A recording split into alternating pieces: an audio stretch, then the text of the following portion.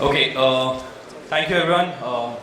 I think after two lovely sessions from Mr. Rajan and Satya and the panel discussion, the topic that I would cover is about using technology for working capital. A lot of this is already spoken about. Mr. Rajan spoke about how the regulators are encouraging technology to be used on the working capital space.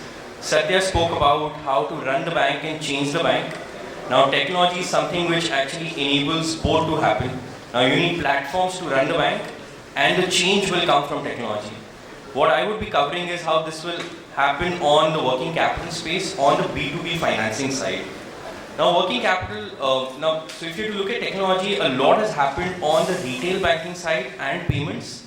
So there's a lot of change which has been happening for the last decade plus, but the change which is now required to happen is on the wholesale banking side.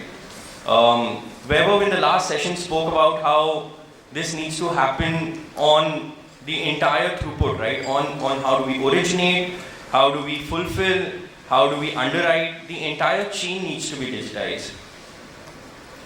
Now, before we jump into what the challenges are predominantly and what kind of solutions are required, globally, the overall working capital throughput is about $17 trillion. It's a debatable number, it's basis McKinsey's report. 82% of that is not using working capital platforms, it's actually manually done, right? So there's a massive need for technology to play on enabling working capital, not just in India, but globally across all countries. Financial institutions, banks, NBFCs play a massive role in enabling that. If you look at the B2B ecosystem, working capital is required to be enabled across both sides, both the supplier ecosystem as well as buyer ecosystem. Now, if you're looking at working capital, if you're looking at financing solution either for suppliers or buyers, technology is truly needed to make it fully digitized.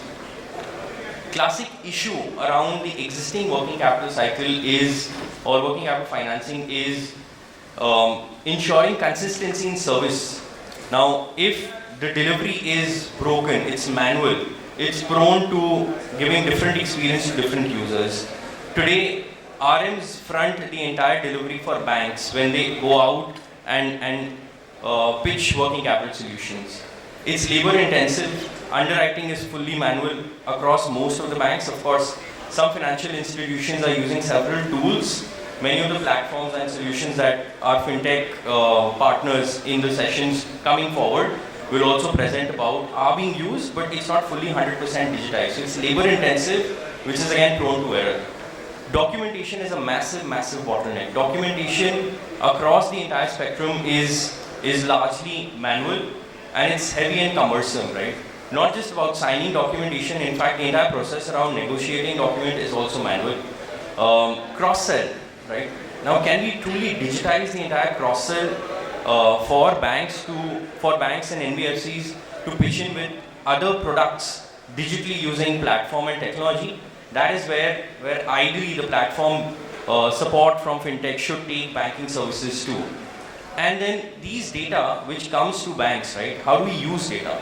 The power of doing data-led lending, which I think Weber did highlight to a large degree about in last session, is something which actually we've not even started scratching the surface. We've done very briefly. It's very heavy led by fintechs. Few NBFCs have adopted this. Banks are still gearing up in terms of adopting this deeply. Still a large part of bank lending is actually historic in terms of doing conventional cash flow based financing or secured unsecured lending. What needs to happen and need of the hour is bring in automation across the entire life cycle, originate through platforms, underwrite through platforms, fulfill through platforms, and then transact through platforms. Intuitiveness, how do you use data to intuitively underwrite credit, create models around doing that. Banks and NBFCs would know credit underwriting far better, they will have much richer data, but can we use data around intuitively creating credit models through AI and ML? And ability and agility to scale it up. Now, till the time we only are going to do pilots of doing ML and AI-led lending, we will only be doing or scratching the surface out. What's required is we penetrate this whole hog and move working capital financing into data-led financing end-to-end. What CredAble is trying to deliver, and just taking a pause in terms of from the audience who don't know about CredAble, we are a 5-year-old fintech company. We started in 2017 by Nirav and Ram with the aspiration of enabling working capital. We partner with both large corporates as well as leading banks in terms of enabling working capital. With large corporates, we deploy several working capital platforms, but with banks, what we're trying to solve for is being an operating system for working capital. Now, what's required is ensuring that there is a solution which is deployed and developed for banks and NBFCs to do end-to-end working capital financing. To originate using working capital through platforms like, say, Upscale, which is deployed by CredAble, and there are several other platforms by fintech companies where sourcing of small businesses can be channelized through working capital platform. Doing digitizing and underwriting KYC on tech-enabled platform end-to-end, so onboarding all these small businesses and large businesses using technology. Creating an underwriting module so that end-to-end credit could be underwritten by a platform and digitally credit limits could be assessed. And then enabling various modes of working capital financing, doing an anchor-led supplier financing program, doing a vendor-led supplier financing program without any need of physical interaction, doing direct integration into ERP modules of anchors, pulling out data from GST, using e-web integrations to validate the entire transaction end-to-end, going on not just to do anchor or large customer-supported transactions, but also doing purchase order financing. Doing the element of underwriting credit based on performance of SMEs who've got purchase order from other SMEs or large companies and digitizing the entire module to underwrite credit.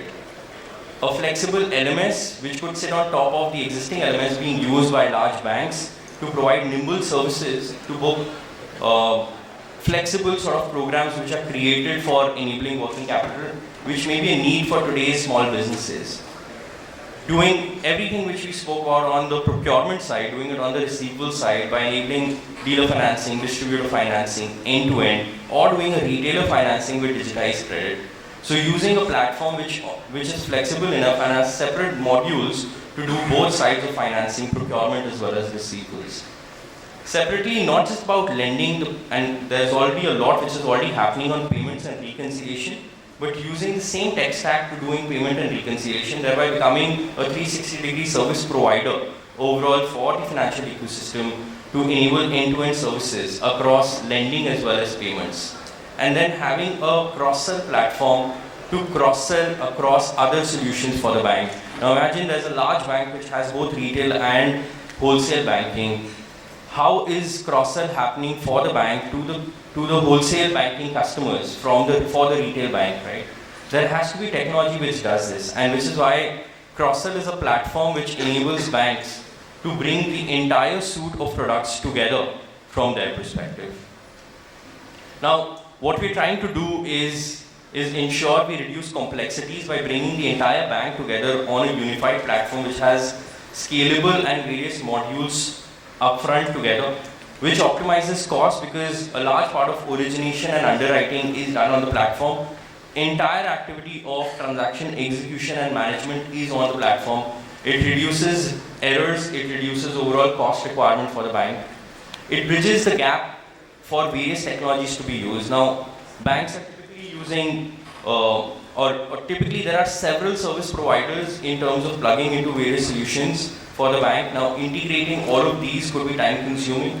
Now, these gaps could be bridged in by introducing a platform which executes end-to-end for them, makes delivery faster, time to market in terms of ensuring loans can be disbursed much faster in the B2B ecosystem, and a smoother experience for both the borrowers as well as within the bank for various teams who are interacting, whether it's the credit team or the operations team or say the underwriting team who's interacting and the relationship team who's speaking to the customers. They all come in together and it gives a smoother implementation journey for everyone together. Now, just giving a use case which has already gone live for a leading private sector bank where the entire credit working capital is digitized using one single platform. where onboarding and KYC is done on a unified platform. The entire credit underwriting can happen on the same platform with a credit model of the bank, which is only digitized using several API integrations done on the platform. Then using the supply chain and the dealer financing platform, the actual disbursements happen aggregated for the corporate on the same platform, and it could be booked using an LMS which is nimble enough, which integrates with the existing core banking platform of the bank. Now this is something which we've already enabled for a leading private sector bank in India, which ensures there's an integrated solution which they are able to table with their clients, and which ensures that the small businesses, whether it's the dealers or the vendors who are interacting with the bank, have a unified experience and they see a digitized journey from an onboarding and a disbursement perspective. Now, that's in summary in terms of what we wanted to present around how technology can play a large part in digitizing on the working capital B2B ecosystem side from origination, underwriting, and disbursement perspective. Thank you, everyone.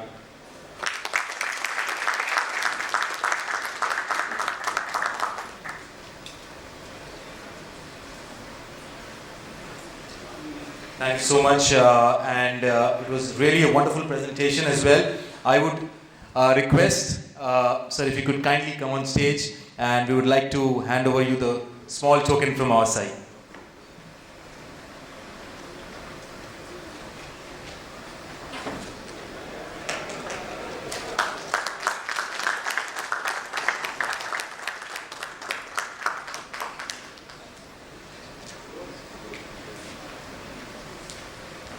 Thank you so much once again for that wonderful presentation.